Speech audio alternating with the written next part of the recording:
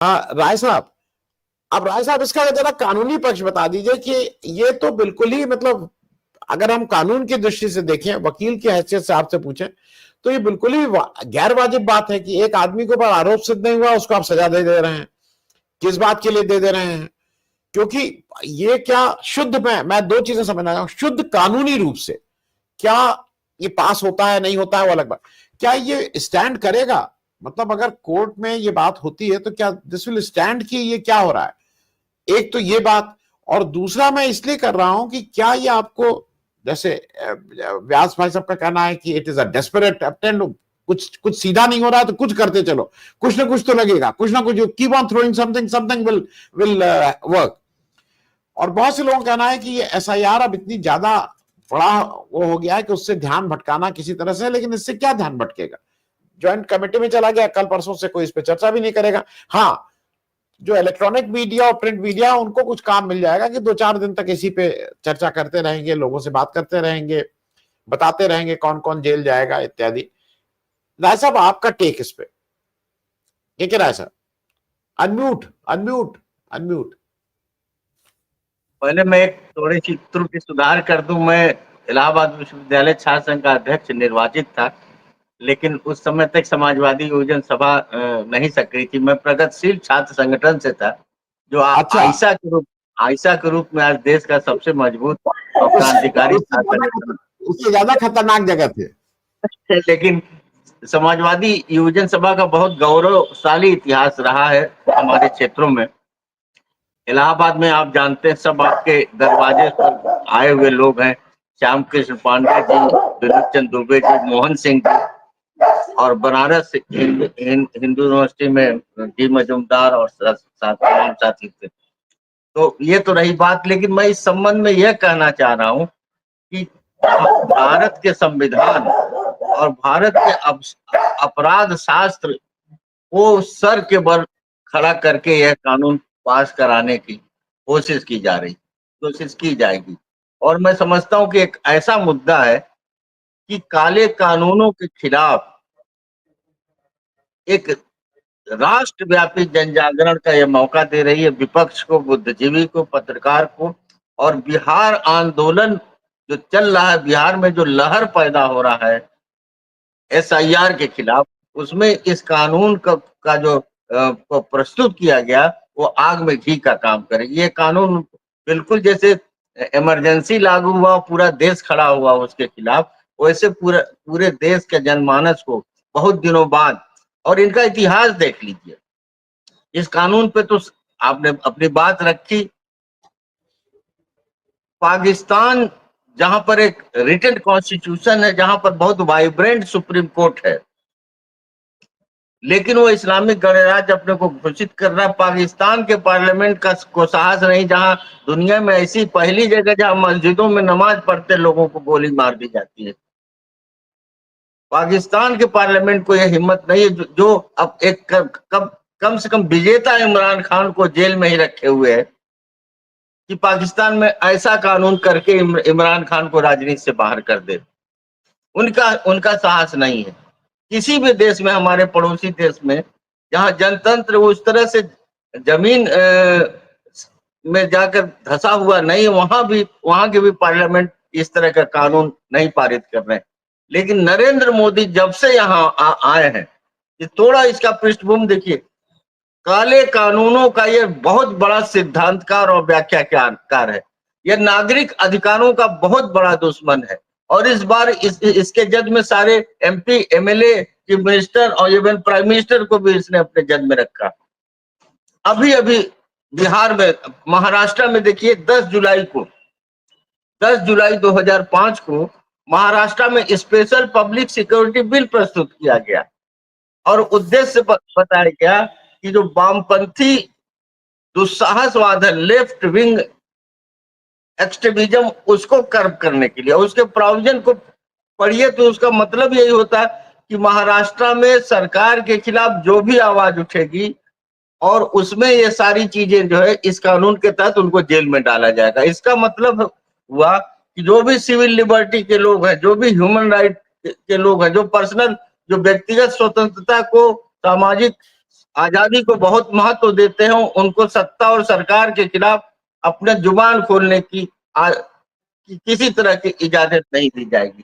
इसके पहले इन्होंने क्या किया, इसके पहले 25 दिसंबर 2023 को करीब करीब 150 सांसदों को इन्होंने जगदीप धनखड़ और लोकसभा के स्पीकर की मदद से सस्पेंड किया एक साथ, और बिना बहस के 25 दिसंबर 2023 को 3 कानून पारित किया। इसमें भारतीय न्याय संहिता थी, भारतीय सामाजिक सुरक्षा क्या संहिता थी, करीब करीब इन्होंने तीनों कानून पारित किया। और वकीलों में ये भ्रम, बार काउंसिल ऑफ इंडिया के चेयरमैन को दलाल बनाया, मनन मिश्रा को, उनको राज्यसभा दिया, वहां प्रस्ताव नहीं पारित हुआ कि ये कानून लागू न होने पाए। और वकीलों में ये भ्रम पैदा किया कि ये कानून बस ये है कि पुराने कानून का सेक्शन बदल दिया गया। और इस कानून ये जो भारतीय न्याय संहिता है, इसमें वो तमाम धाराएं डाली गई हैं जो यूएपीए में है। पहली बार ऐसा बना जिसमें सुप्रीम कोर्ट ने, जस्टिस साहब बैठे, हम इनके सामने क्या बात करें, पुलिस को हथकड़ी पहनाने का अधिकार दिया गया, हैंड कफिंग का, जो केवल अभी तक जेल मैनुअल में था। उसमें सीजर का पावर दिया गया है, उसमें डिटेंशन की अवधि बढ़ा दी गई, और जो सेडिशन खत्म किया था सुप्रीम कोर्ट ने, उस सेडिशन से भी खतरनाक धारा आईपीसी में डाल दी गई है। तो पर्सनल लिबर्टी के में, और जो पूरा जो प्रोटेस्ट वाला पार्ट है, इस देश की जनता को अपनी अभिव्यक्ति की आजादी का, सत्ता के गलत कामों के विरोध का जो अधिकार है, वो नए कानून के तहत छीन लिया। उत्तर प्रदेश में देखिए क्या किया।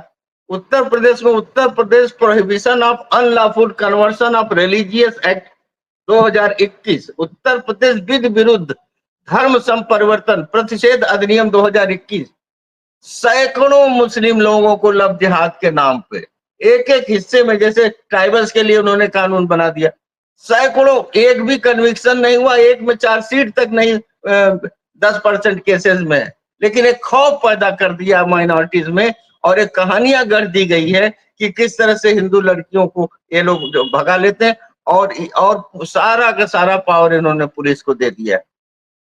इस कानून में सबसे बाकी सी चीजें तो सर ने बता दिया। सुप्रीम कोर्ट ने अरनेश कुमार के केस में कहा कि 7 साल तक जिन अपराधों में सजा, उसमें गिरफ्तारी नहीं होगी। 7 साल तक सजा है, उसमें गिरफ्तारी नहीं होगी। और ये क्या कह रहे हैं कि अगर 30 दिन तक वो जेल में है तो 31वें दिन वो अपने पद पर नहीं रहेगा। सर, मैं ये सवाल उठाना चाह रहा हूं कि जो चुनाव जीत के आता है, जो इलेक्शन जीत के आता है, वो उसको आप अपने पद से इलेक्शन के कानून के तहत ही हटा सकते हैं। रिप्रेजेंटेशन ऑफ पीपुल्स एक्ट में ये केवल प्रोविजन है, उसके सेक्शन 8(3) में 8(3) कि अगर आपको 2 साल का कन्विक्टेड है आप, जिसमें राहुल गांधी के साथ इन्होंने किया था, तो वो चाहे तो, कंपलसरी नहीं है, चाहे तो आपके पद से, आप एमपी एमएलए हैं, हटा दे, चाहे न भी हटा सकते, क्योंकि 2 साल की सजा कोई इतनी गंभीर सजा नहीं है। जब अरनेश कुमार ने तो 7 साल की सजा में कहा गिरफ्तारी न हो।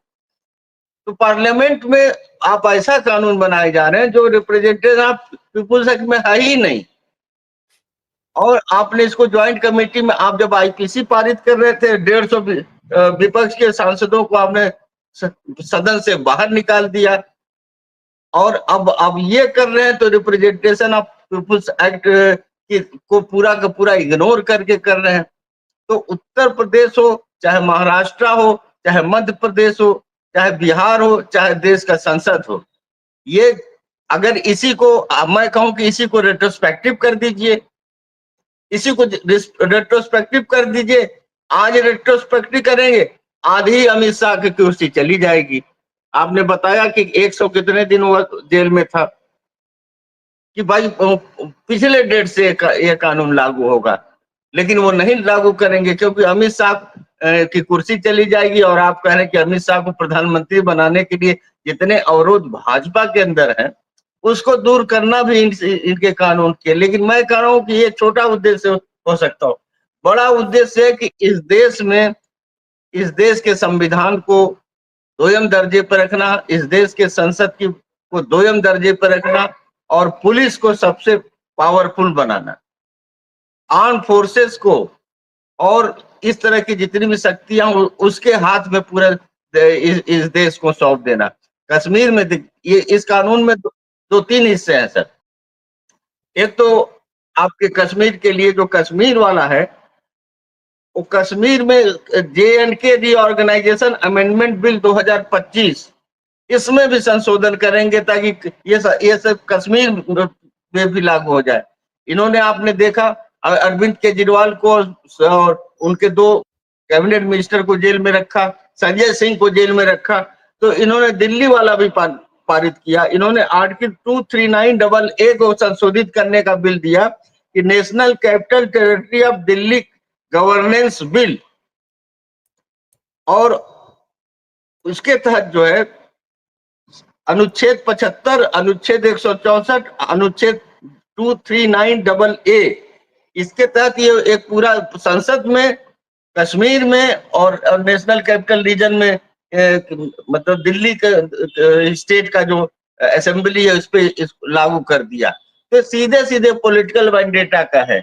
इनको लग रहा है कि आने वाले दिनों में विपक्ष जिस तरह से शक्तिशाली हो रही है, जिस तरह संगठित हो रही है, जिस तरह से देश की जनता अब मुद्दा आधारित राजनीति की तरफ बढ़ रही है, ये देख चुके हैं। इन्होंने देखा कि अयोध्या का नहीं चला, और तो और जो पहलगाम पे जो वहां पे पुलवामा पे हारा हुआ चुनाव उन्होंने पलट दिया था, पुलवामा के शहीदों के नाम पर वोट मानने को इन्होंने सिंदूर को भुनाने की कोशिश किया। पूरा का पूरा सिंदूर इनके अभियान इनके खिलाफ खड़ा हुआ। कश्मीर की जनता सड़क पे आ गई। देश कहने लगा कि इसने देश की सुरक्षा सेनाओं को अपमानित किया है और सुरक्षा सेनाओं का मनोबल गिराया। 2 हमारे पूर्व सेनाध्यक्ष जनरल मलिक और दूसरे वाले नार्लिकर, ये क्या नाम था, उन्होंने अचंभा व्यक्त किया इस तरह के सीज फायर से। तो नरेंद्र मोदी और अमित शाह वो हर फ्रंट पे हार रहे हैं। तो इस देश को एक जेल खाना बनाने की तैयारी चल रही है। अब जो हमारे विधायक, हमारे मनोज झा जो बोलते थे, हमारे अखिलेश यादव बोलते थे, धर्मेंद्र यादव बोलते थे, हमारे संजय सिंह जो बोलते थे, हमारे गोगोई जो बोलते थे, सबको किसी न किसी तरह से प्रतिबंधित करने के लिए ये सारी चीजें उपाय कर रहे हैं।